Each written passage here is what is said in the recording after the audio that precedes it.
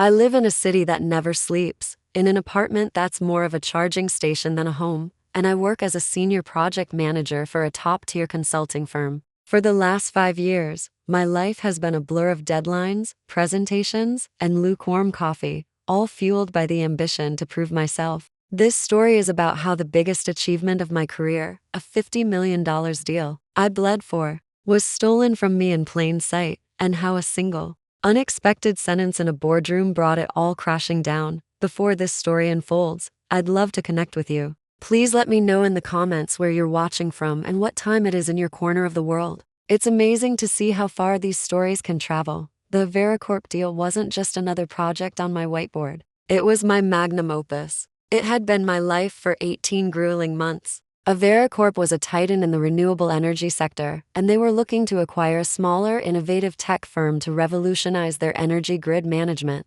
Our firm, Stratosphere Consulting, wanted to broker the deal. More than that, we needed it. The market had been tight, and a win of this magnitude would set us up for years. From the moment the proposal came across my desk, I knew it had my name written all over it. My department head, David Chen, had tossed the initial file onto my desk with a dismissive air. "See if you can make something of this, Tilly," he'd said, already turning his attention to a more prestigious client. To him, it was a long shot, a potential time sink. To me, it was an opportunity. I saw the potential, the synergy between the two companies that no one else did. I saw the future. For the next year and a half, I lived and breathed Vericorp. My days started at a.m., reviewing market analytics from the Asian markets, and ended well past midnight, fine-tuning presentations for the European stakeholders. I mapped out every financial model, every risk assessment, and every potential integration pathway. My apartment's walls were covered in whiteboards filled with frantic diagrams and projections.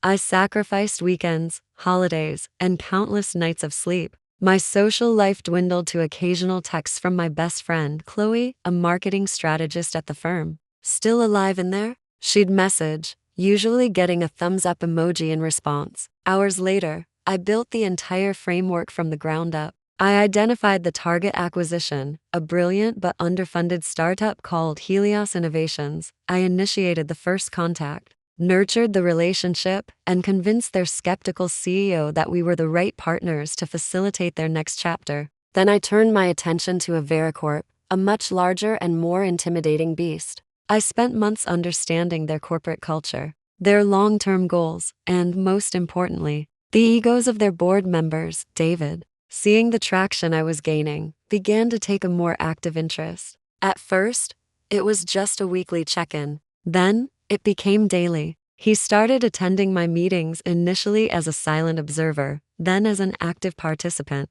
just providing senior oversight, he'd claim with a thin smile. He had a reputation for being a shark, a man who could smell opportunity and wasn't afraid to swim in bloodied waters. I was wary, but I was also a team player. I believed that a win for me was a win for the department, and by extension for him. The final push was the hardest. It involved a 3-month-long negotiation, juggling the demands of a Vericorp's board and the anxieties of the Helios team. There were moments when the entire deal threatened to implode. Vericorp's lawyers were relentless, and the Helios founders were fiercely protective of their creation. I acted as the bridge, the mediator, the therapist, and the architect, holding the fragile structure together with sheer force of will. I remember one particular week where I didn't leave the office for 72 hours straight, subsisting on vending machine snacks and the adrenaline of being so close to the finish line. Ben Carter, a junior associate assigned to me, was my shadow throughout this process.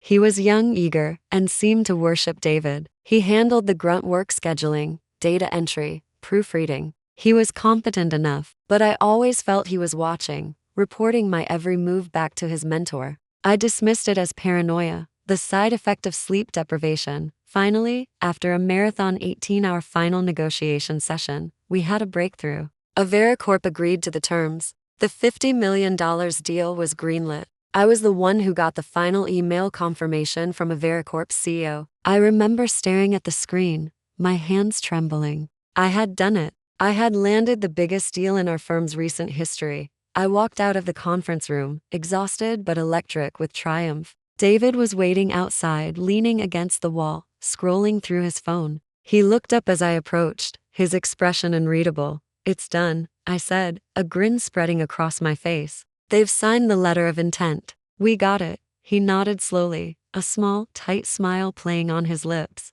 "Good work, Tilly. You really pulled it together at the end." He clapped me on the shoulder.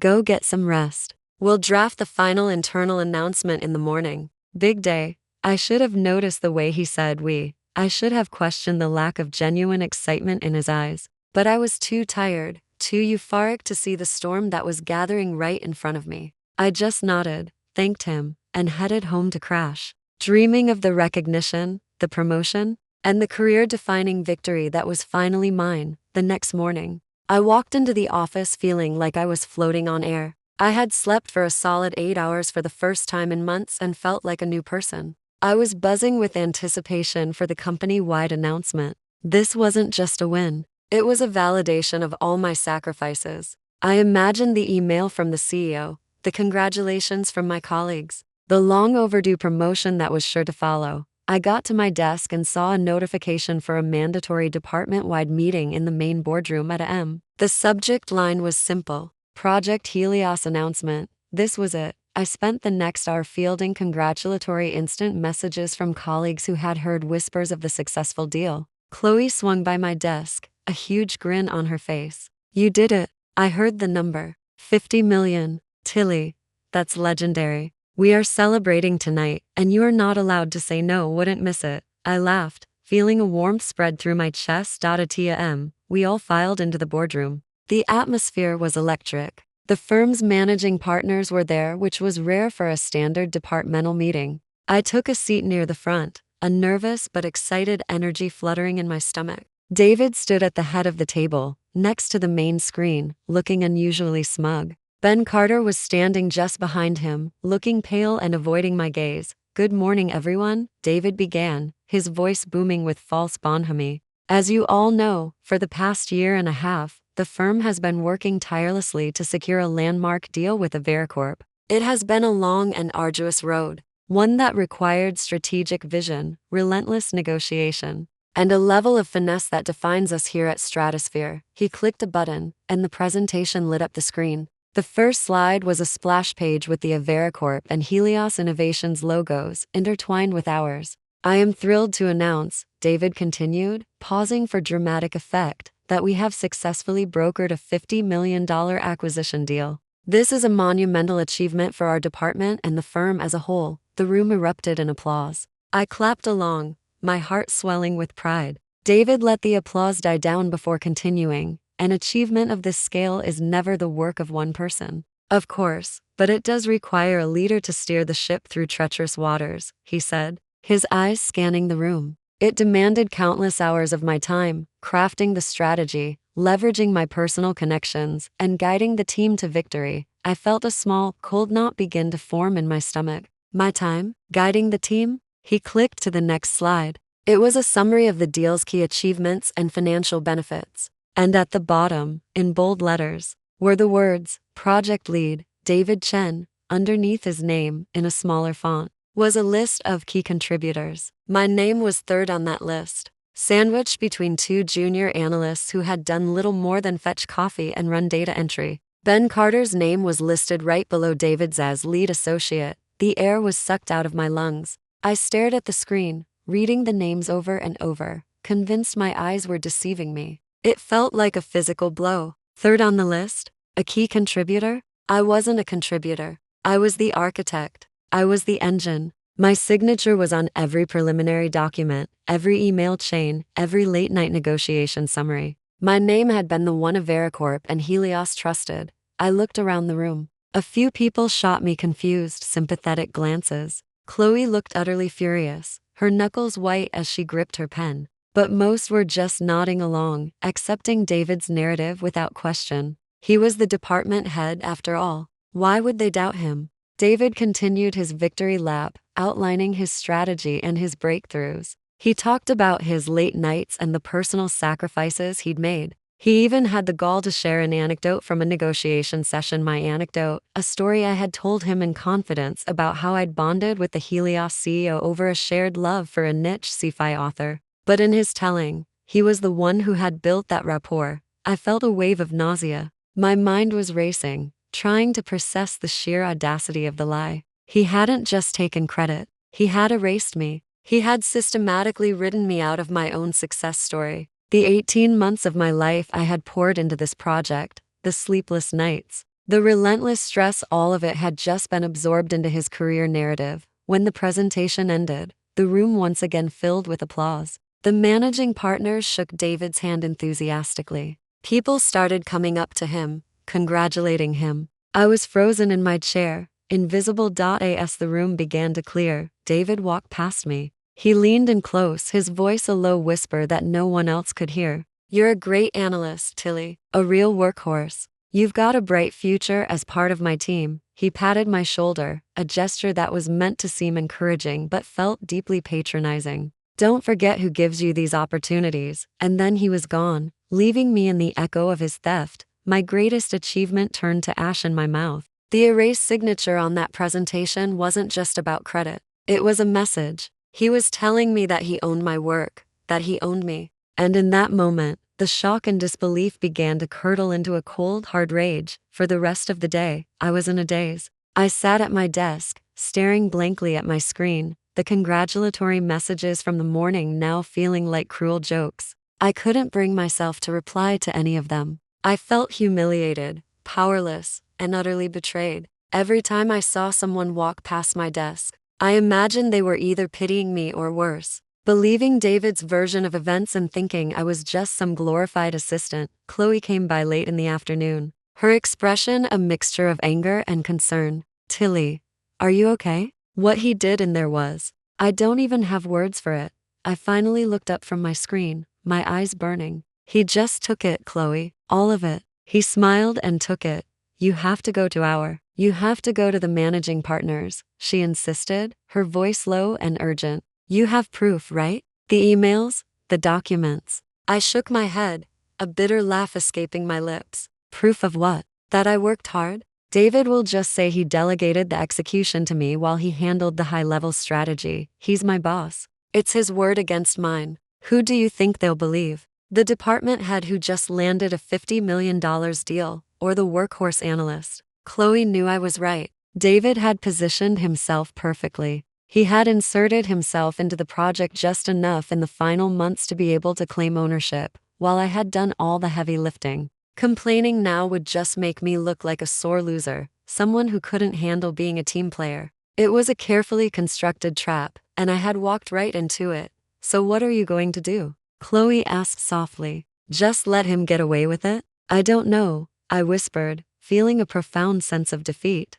"I honestly don't know." That evening, I went home and for the first time in my professional life, I felt like quitting. The thought of walking back into that office and seeing David's smug face, of having to work under the man who had stolen my victory, was suffocating. I opened my laptop intending to start browsing job listings, maybe even draft my resignation letter. But as I logged into the company's network to retrieve some personal files, a thought sparked in the back of my mind. The final presentation. David had presented it as his own, but I knew he wasn't tech-savvy enough to create those intricate data visualizations and animations himself. Ben Carter must have put it together for him. On a whim, I navigated to the shared project folder for the AveraCorp deal. I still had full access. I found the presentation file from that morning. It was a large file, filled with embedded charts and graphics. I downloaded it to my personal drive, not sure what I was looking for. I opened the file's properties,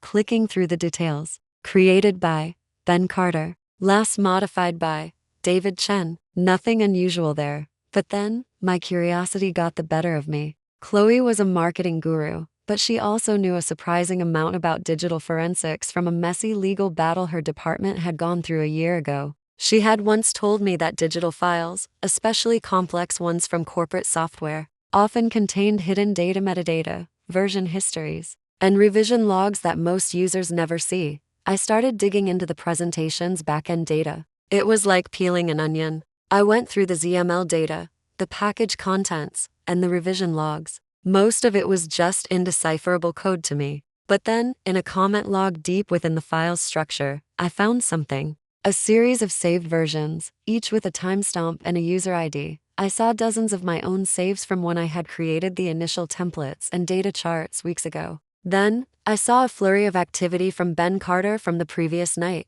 right after I had gone home. And then I saw it. A single comment, logged at 3:14 a.m. It was attached to the slide with the project leads. The user ID was Ben Carter's. The comment was short, almost like a note to himself, never intended to be seen. It read, DC wants all mentions of TV as lead removed, replaced with his name. Finalizing attribution list per his instructions. Version for board sent. DC. David Chen. TV. Tilly Vance. My heart started pounding in my chest. This was it. This was the whisper in the code. It wasn't just my word against his anymore. It was a digital breadcrumb, a tiny, overlooked instruction that laid the entire deception bare. Ben hadn't just put David's name on the slide. He had documented the specific instruction to remove mine. It was a rookie mistake, leaving a comment in the backend, but it was the mistake I needed. Suddenly, the despair that had been crushing me all day was replaced by a surge of adrenaline. This changed everything. This was proof, not just of me doing the work, but of a deliberate, conscious act to erase me from the record. I took a screenshot, saved the log file, and backed it up to 3 different cloud services. I felt a renewed sense of purpose. Quitting was no longer an option. David thought he had committed the perfect crime, silencing me with corporate hierarchy and plausible deniability. But he and Ben had gotten sloppy.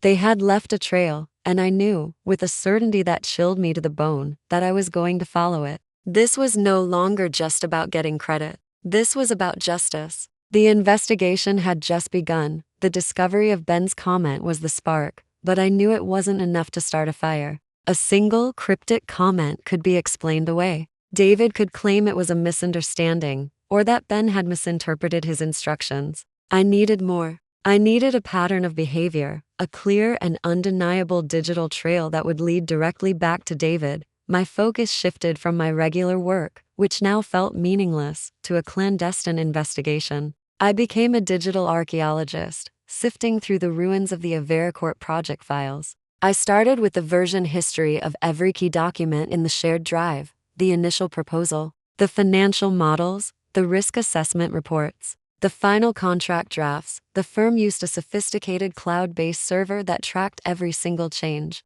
It was a feature meant for collaboration and accountability, but I was about to turn it into a tool for retribution. I spent my nights meticulously going through the revision logs. It was painstaking work. For each document, I compared the versions. Who created it? Who made the significant contributions? Who just made minor cosmetic changes? A clear pattern began to emerge. Document after document showed the same story. The initial creation and the bulk of the substantive work, the core ideas, the complex calculations, the strategic frameworks were all done under my user ID. Then, in the final stages, usually a day or 2 before a major deadline or presentation, David's user ID would appear. His changes were almost always superficial, rephrasing a sentence here, changing a font size there. But critically, he would always go into the file properties and add his name to the author field, often replacing mine. It was a subtle, insidious way of planting his flag on my territory. The most damning piece of evidence came from the master financial model. It was an incredibly complex spreadsheet I had built from scratch, with hundreds of interconnected formulas and projections. It was the heart of the deal, the engine that proved its value. The revision history showed my user ID working on it for over a year. Then, the day before the final submission to the AveraCorp board, I saw a log entry from Ben Carter. He had opened the file, made no changes to the data, but had used a macro to scrub the metadata. This macro was designed to remove all author information and comments, effectively sanitizing the document. Immediately after Ben's save, David had opened the clean file and saved it again, this time with his name as the sole author. It was a digital laundry operation. Ben was the cleaner, scrubbing my fingerprints from the work, and David was the one who presented the new product as his own. My next step was to look at their communications. Our company used an internal messaging system, and while I couldn't access their private chats, I could access the project's specific channels. I scrolled back months, through thousands of messages. I found countless instances of me providing David with updates, sending him completed drafts, and answering his questions. His replies were always brief and non-committal, noted, fine, or proceed. He never once provided any strategic input or substantive feedback in writing. He was a digital ghost, observing and waiting. The final piece of the puzzle I needed was motive. Why go to such lengths? I knew David was ambitious, but this was a huge risk. Then I remembered a company-wide email from a few months back. Our firm was opening a new European headquarters in London, and they were looking for a new managing partner to lead it. It was a massive promotion, a career-making position. The email had stated that the ideal candidate would be someone who had recently demonstrated extraordinary leadership and the ability to secure high-value international deals. Suddenly, it all made sense. The AveraCorp deal wasn't just a feather in David's cap.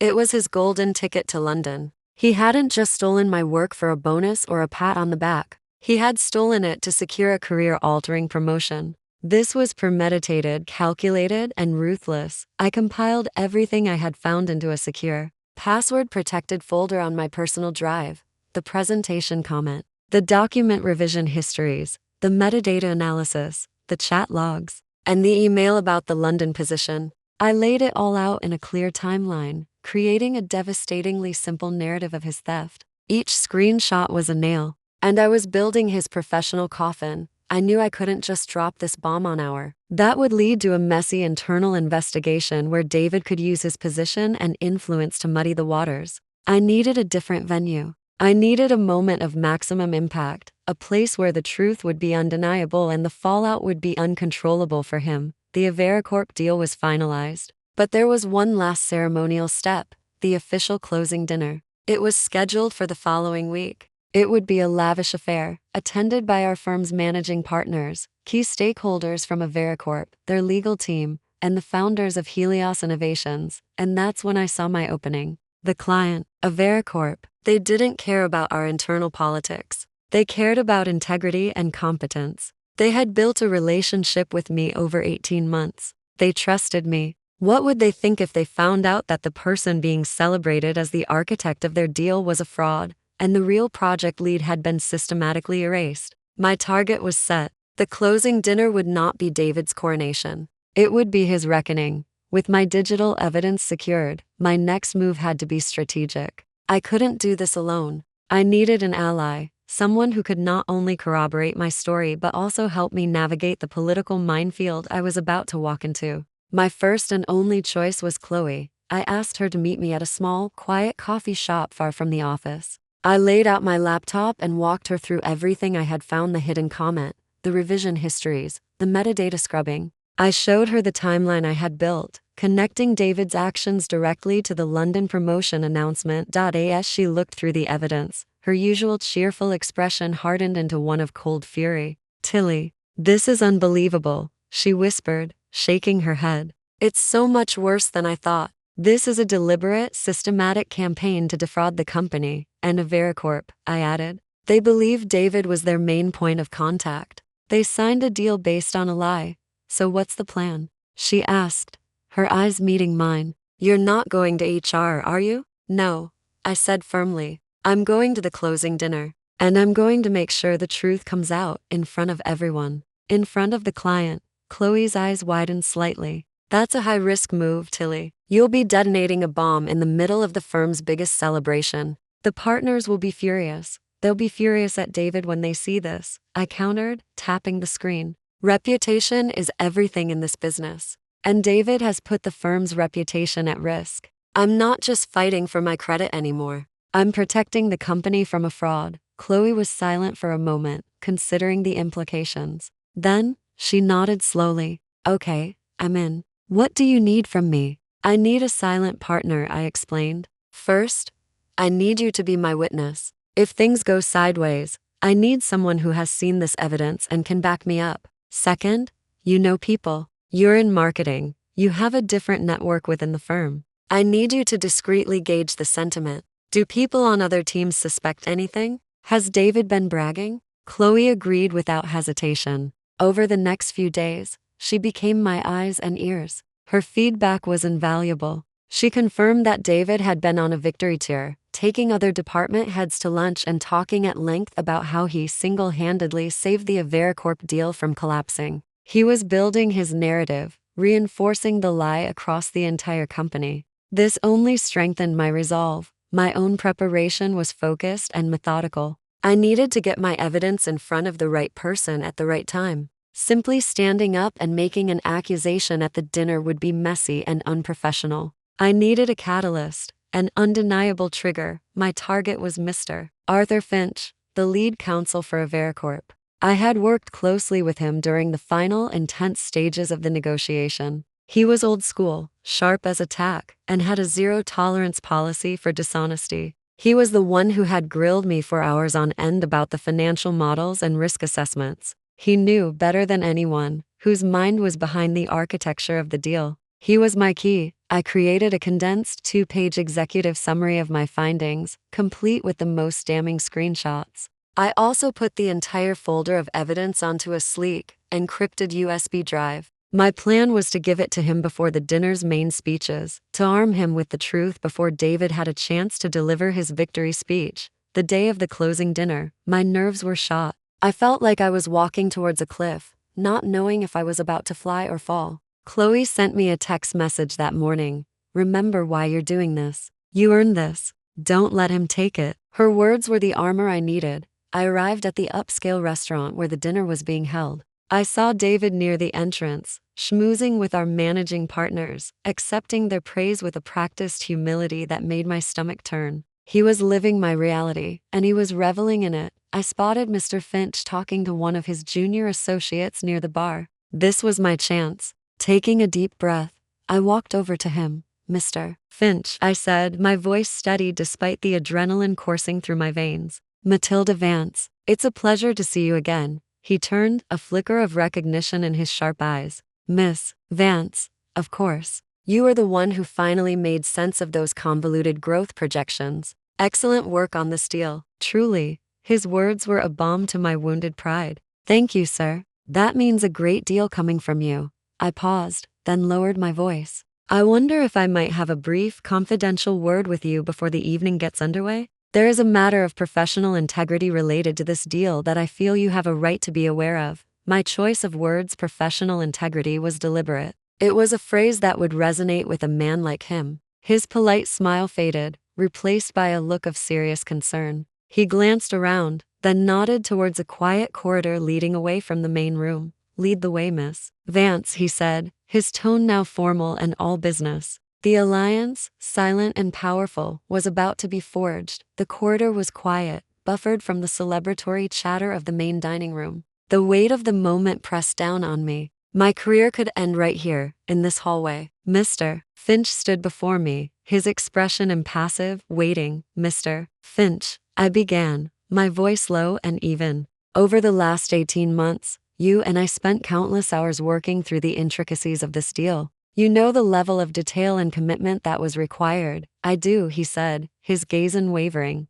"Your command of the material was impressive. Thank you. Which is why I must inform you that the narrative being presented by my firm tonight is not accurate. The credit for leading this project has been misappropriated by my department head, David Chen. I was the project lead from its inception to its completion." I handed him the 2-page summary I had prepared. "This is a brief overview of the evidence I've compiled. It shows a deliberate and systematic effort to remove my name and involvement from the official record." He took the papers, his eyes scanning the first page, then the second. I watched his expression change. The initial skepticism gave way to a focused intensity, and then to a grim, tight-lipped anger. He looked up from the pages, his eyes like chips of ice. "The presentation logs, the metadata. Is this verifiable?" he asked, his voice sharp. "Everything is on this drive," I said, holding out the encrypted USB. "The raw data, the server logs, everything. It's all time-stamped and traceable through our firm's own systems." He took the USB drive without a word and slipped it into his jacket pocket.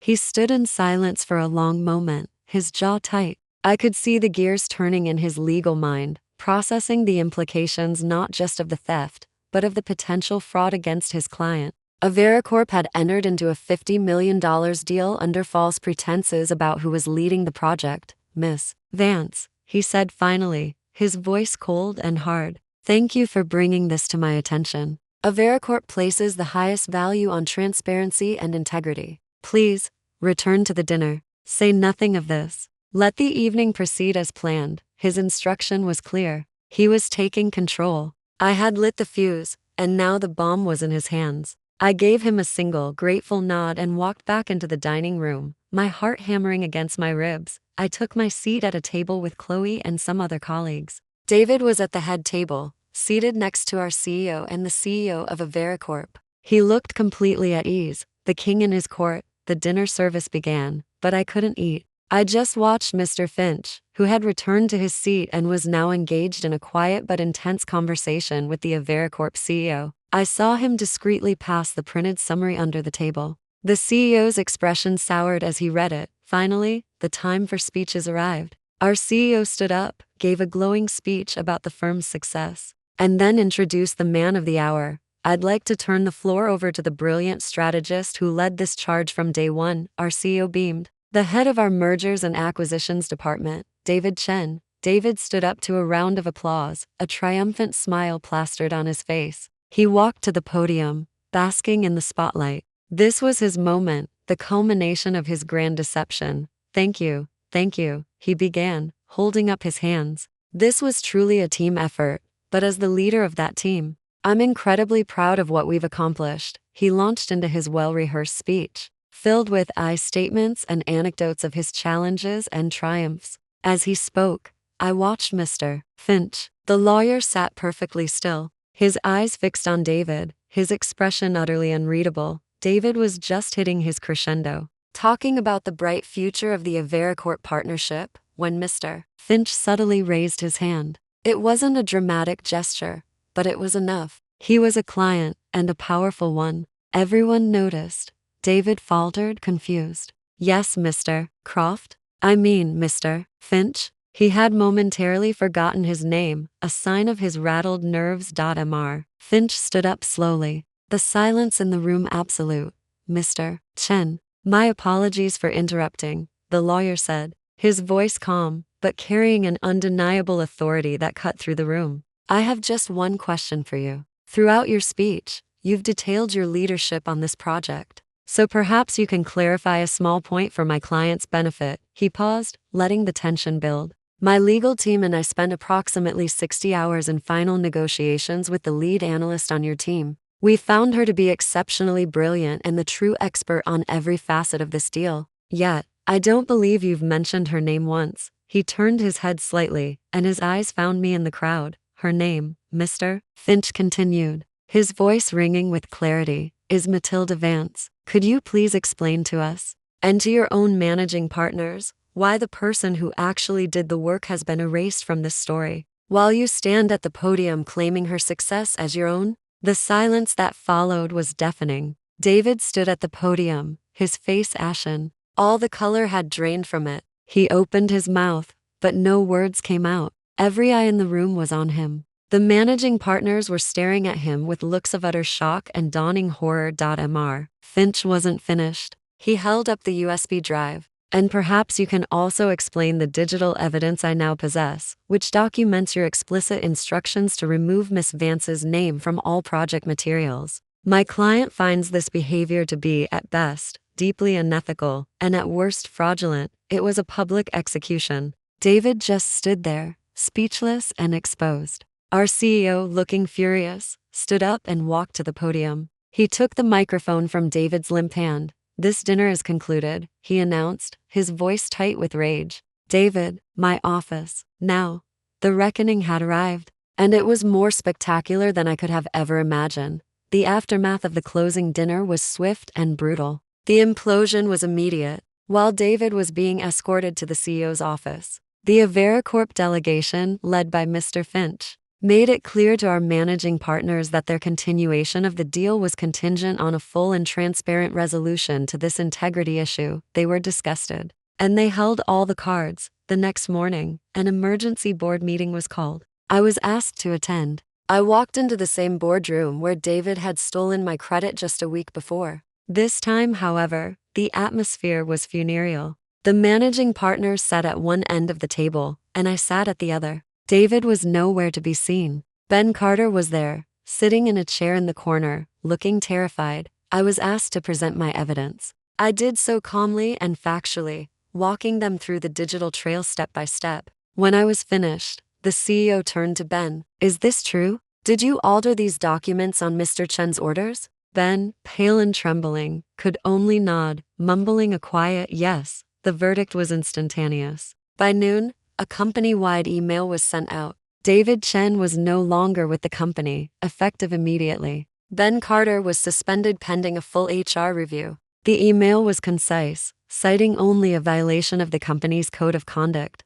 But everyone knew the real story. The whispers that had started at the dinner had already spread throughout the entire firm. Later that day, I was called back to the CEO's office. He apologized profusely on behalf of the firm. He was embarrassed and furious that this had happened under his watch. Matilda, he said, his tone sincere, what David did was inexcusable. It's a betrayal of you and a betrayal of the firm's values. We are launching a full review of departmental oversight to ensure nothing like this ever happens again. Then, he slid a folder across the desk to me. The London office, he said. The managing partner position is open. We believe the person leading our European expansion should be the same person who just proved they can secure a multi-million-dollar international deal through integrity, brilliance, and relentless hard work. The job is yours, if you want it.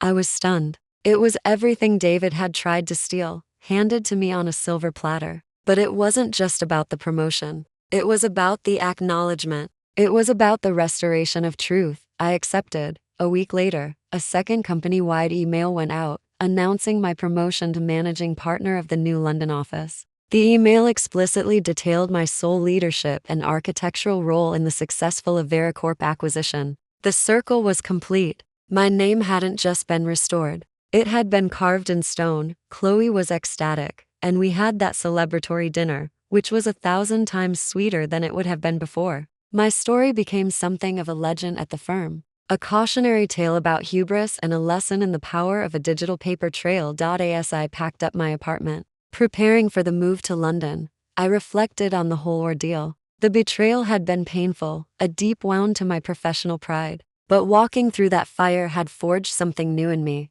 I had learned that my work spoke for itself, but that sometimes you had to be the one to give it a voice. I had learned that integrity wasn't just a corporate buzzword. It was a weapon. My new horizon wasn't just a new city or a new title. It was a new understanding of my own strength. David Chen had tried to erase my name, but in doing so, he had only given me the opportunity to write it myself, bigger and bolder than I ever could have imagined.